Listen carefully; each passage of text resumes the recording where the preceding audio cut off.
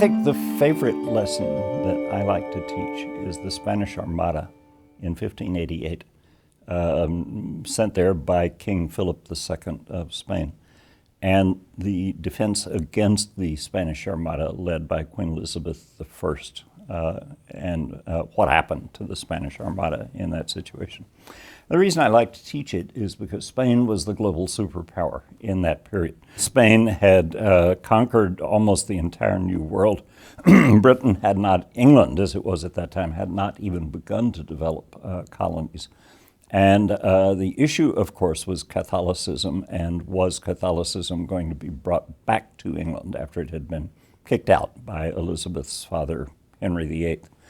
So this was what led Philip, believing that he was an agent of the Almighty, to send this largest of all naval forces north into the English Channel as a launch pad for the reconquest by Catholicism of England.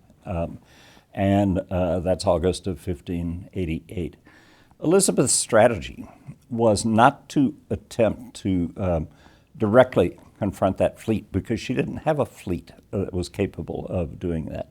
She certainly could not have confronted directly a Spanish army, because she had virtually no army of her own. But she is thinking in terms of geography. She's thinking in terms of what direction the winds blow in normally in the English Channel. And she saw that if she just allowed the Spanish fleet to advance slowly up the English Channel, which it had to do because it was cumbersome, with a few English ships pursuing it and then picking them off as they pursued. And then as they got up to the border of what's now Belgium and France, where they were going to disembark their troops, realized that taking advantage of the winds, if you just set a few old English ships on fire with explosives on them and send them into the middle of this huge Spanish fleet, that's going to cause terror.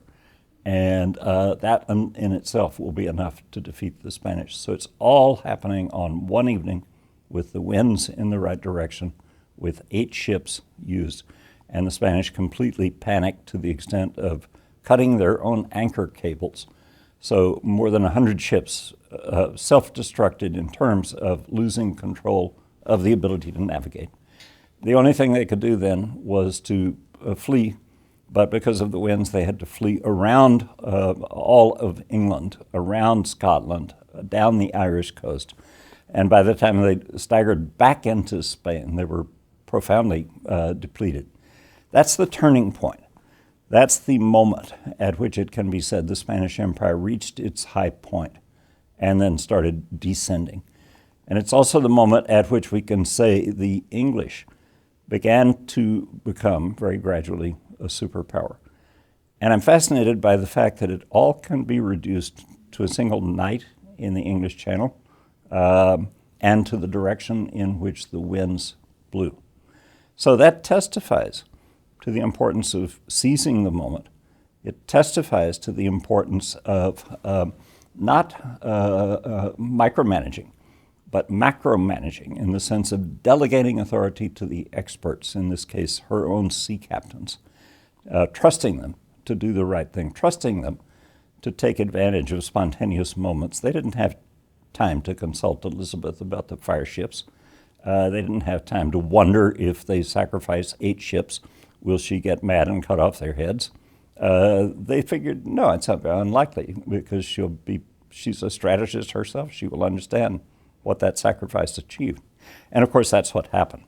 So it's her great triumph, it's Spain's great failure, and you can argue it leads to the development of North America by the British, and to the fact that we are sitting here speaking English and not Spanish now.